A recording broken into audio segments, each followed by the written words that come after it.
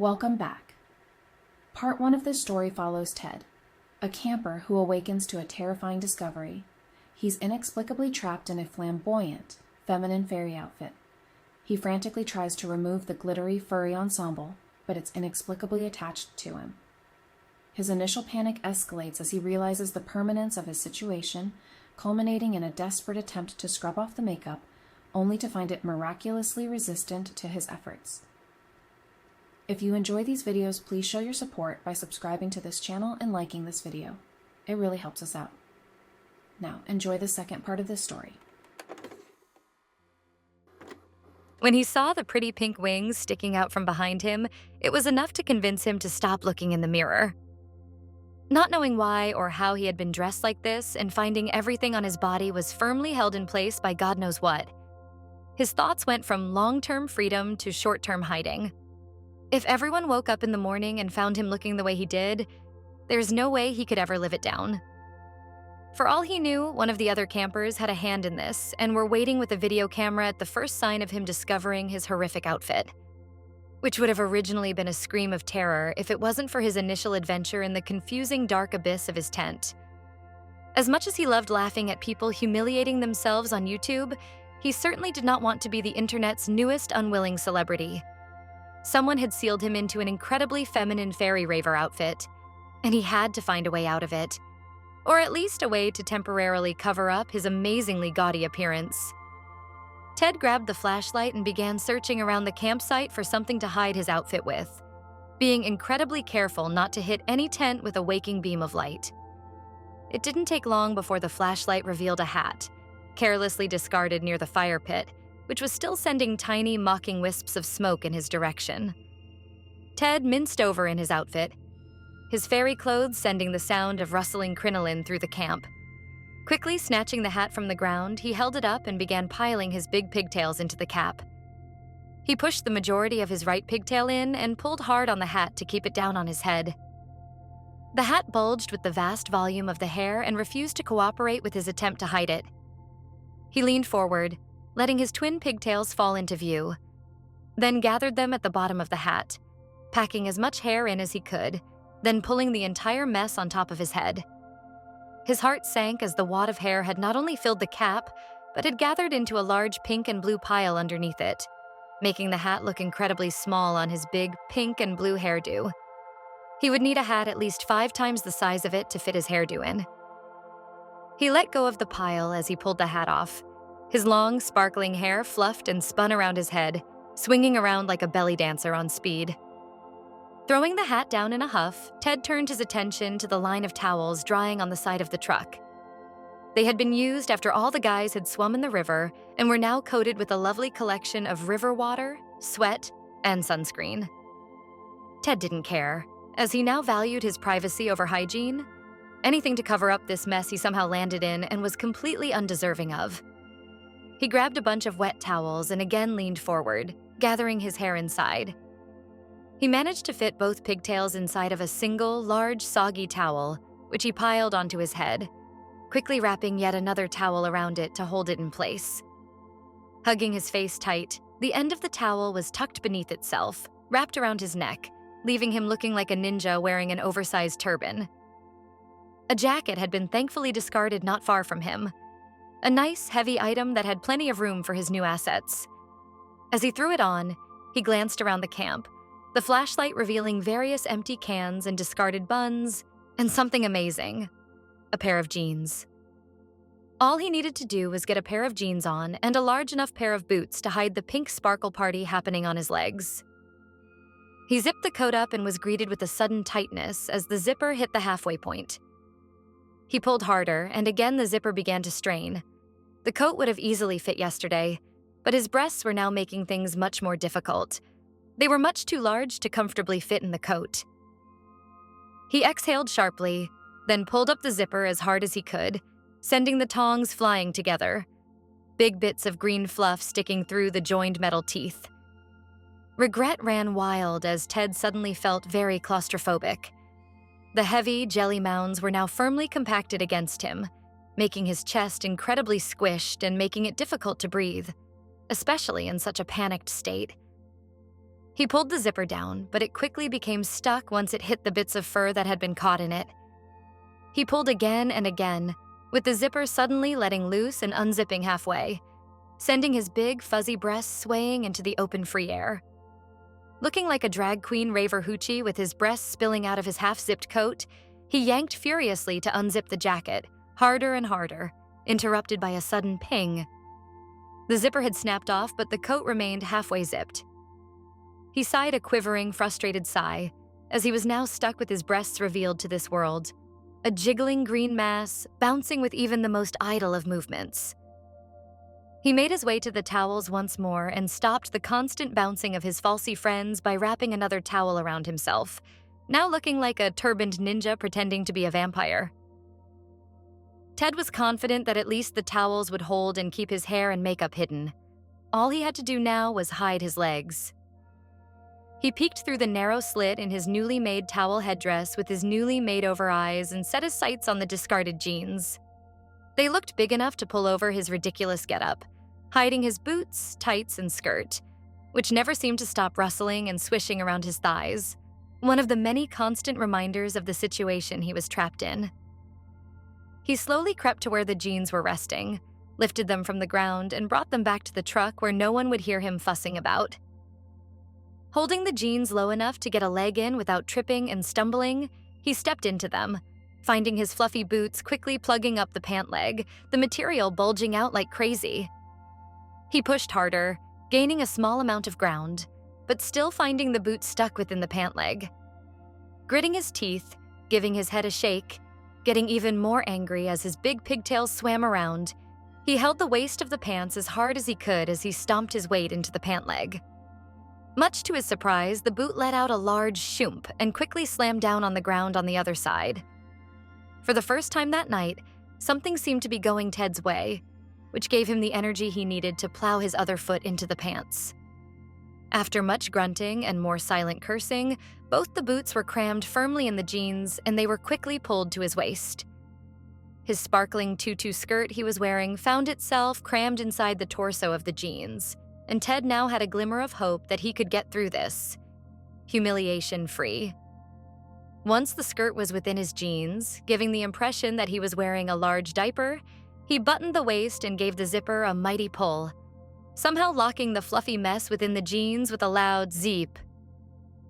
Breathing a sigh of relief, he now had one more foe to defeat: the boots. He had no idea what to do after that, whether he would contact the campsite's ranger, another campsite, or even the police, but at least he wouldn't be doing it in full-on raver drag. He could stay anonymous until he found the proper facilities or people to free him from this prison. His near victory in disguising his new look was quickly stalled when sounds of his sleepy friends drifted out of their tents, the telltale sign of someone needing a bathroom break or a "what was that noise?" scouting trip. Ted took shallow breaths as he snuck to the rear of the truck, waiting for his formerly fellow campers to go back to sleep. The sound of sleeping bags being rearranged filled the air, followed by the horrible sound of a tent zipper opening. Ted cursed and turned the flashlight off, diving down beside the truck. He stayed frozen, his heartbeat filling his ears, waiting to bolt at the first sound of movement. Moments passed. A slight cough was heard, along with a mumbled banter with the tent, ending with, "I don't know," and a quick zipping of the flap. Ted froze for a number of minutes, waiting for the intruder to fall asleep. He gritted his teeth as he sat in his confined disguise, his new clothes bulging out like crazy over the fluffy fairy outfit.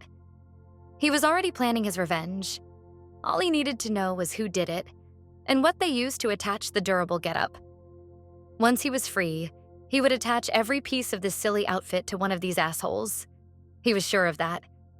They wouldn't be so lucky being able to hide at a campsite, though.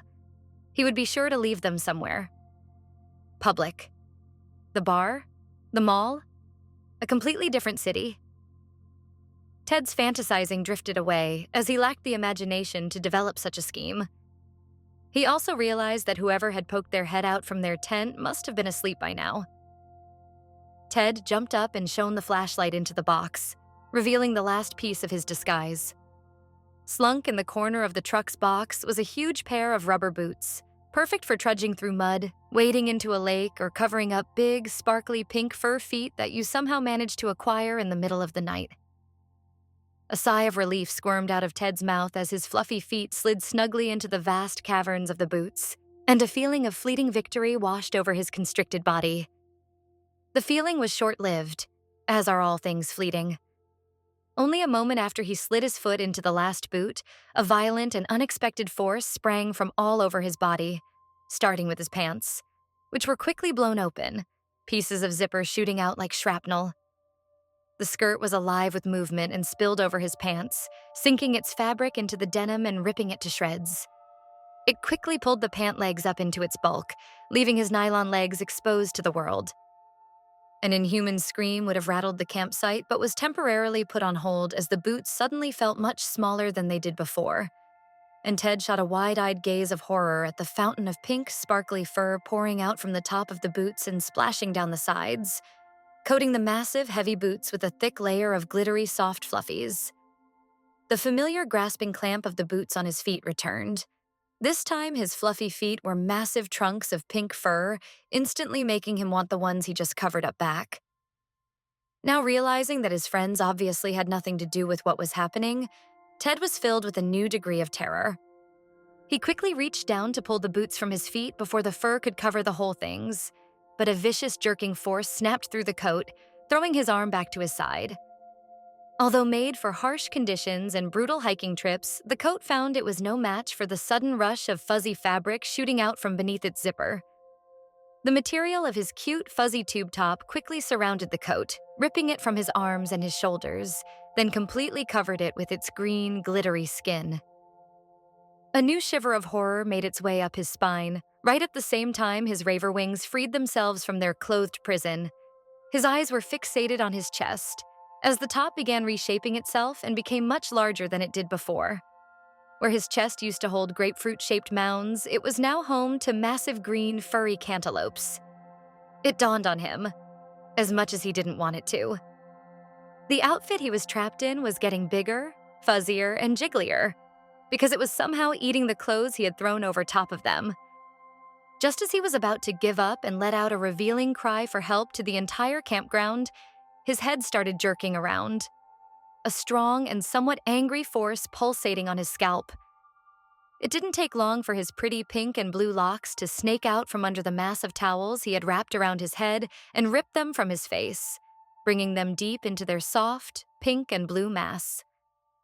His shocked and glittering face, once again exposed to the world, remained frozen in terror as the huge pigtails he sported wrapped themselves around the stack of towels, squeezed hard, then suddenly fluffed themselves out to a huge mound of pink and blue sparkles, something that would make even the most hardcore drag queens squirm. The hair on his head wiggled around and settled until it was frozen in its gigantic new size, and just like that, everything was still again. Unable to accept what just happened, unwilling to move from his terrified stance, he looked down at his body, greeted by the look of big, fuzzy mountains wiggling around on his chest. Looking further, he could see the skirt had poofed out many times larger as well, complete with a brand new fur trim, bursting with softness and sparkles. Not a single scrap of clothing was anywhere to be seen. The fairy outfit had devoured every last bit. The icing on the cake was on the bottom this time, as his feet were stuck inside his new boots, which were a very thick, heavy, and full pair of furry boots, glittering pink, making any sort of silent walking practically impossible. He slowly raised his hands to his head, feeling the soft bubble of hair, a feeling of defeat coursing through his veins at how far it stuck out around his head. He pulled at it and was again met with the feeling of yanking at his own scalp. He pulled harder, a lump forming in his throat, praying that it was a bad dream, and a hard enough yank would pull him back into reality.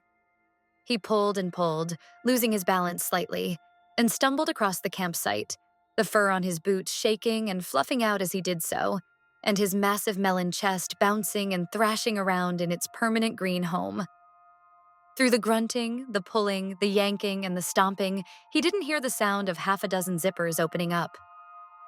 Through tear-filled eyes surrounded by makeup refusing to run, he never saw his fellow campers forming a circle around him, giggling and laughing at this bizarre scene that had found its way into their campsite.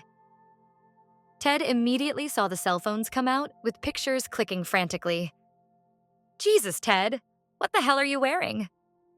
Ted stared at his friends in frozen disbelief, his hands frantically moving from one piece of clothing to the next. He pulled on his new hairdo. He kicked at the boots. He pulled at the breasts. His friends had nothing to do with this. It was something beyond them. Something beyond what he'd ever understand. He ran back to the truck, huge fur boots stomping all along the way, and held his mane of hair out of the way as he rummaged around in the box. "Dude, are you filming this? This is the weirdest shit I've ever seen." Ted turned to everyone, brandishing a large steak knife. Instead of attacking his friends, he tried sawing the huge mound of hair from his head. He grabbed a section and started cutting at it, but the knife simply rubbed harmlessly against the mass of pink and blue. He began to shake, his blood running cold as he drove the knife against one of his huge breasts, only to have the gelatinous mass squish around the sharp point. Not even the sweater popped a stitch. What? What the hell? His friends, although still filming, became fascinated by what was going on.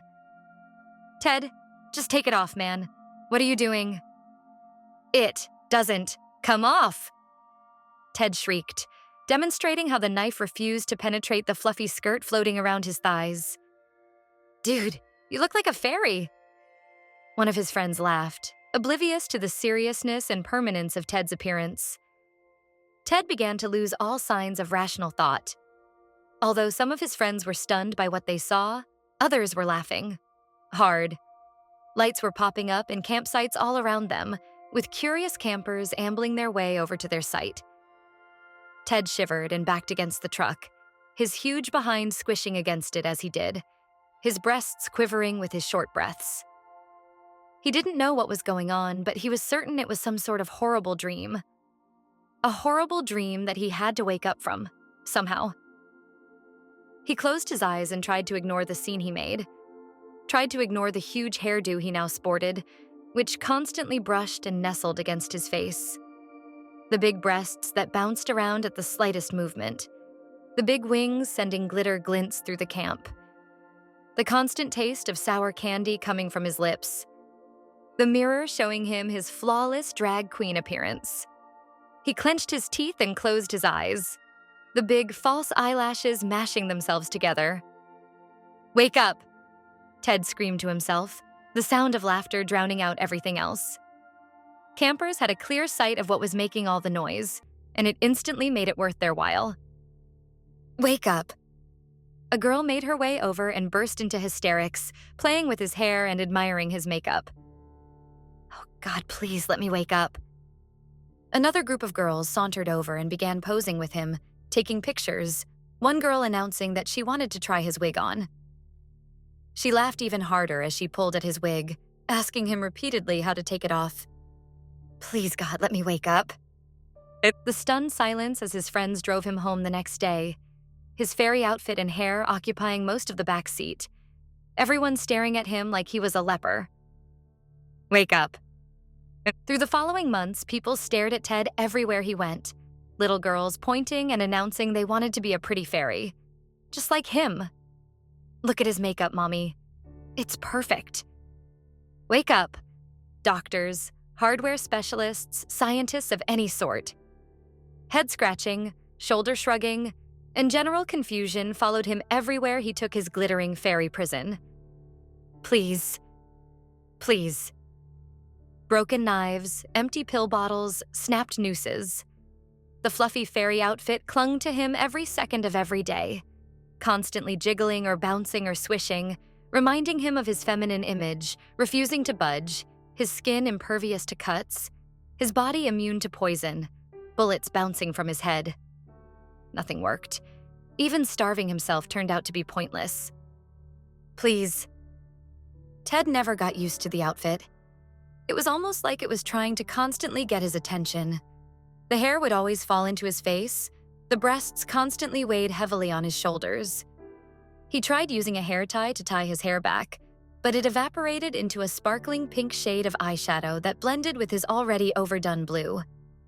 He was terrified at what a bra might do to his already humongous chest. Walking anywhere would erupt his booty into a jiggling dance of girlishness. Wake up.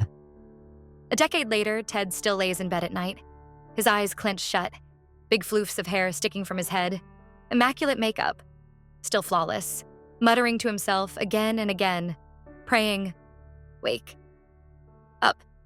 A century later, wake. A millennium later, the shimmering figure of a fairy dances alone in the woods, its pink and blue hair reflecting the moonlight, its large breasts swaying to the rhythm of the forest. The faintest whisper echoes through the trees, a desperate plea lost to the ages. Wake up. The fairy continues to dance, a lonely figure trapped in an eternal masquerade, a testament to the caterpillar's final, misguided act of love. The gatherings have long since faded, the beings forgotten, leaving only the shimmering fairy, a silent guardian of a forgotten world, forever dreaming of a reality that never was, and a life that could never be.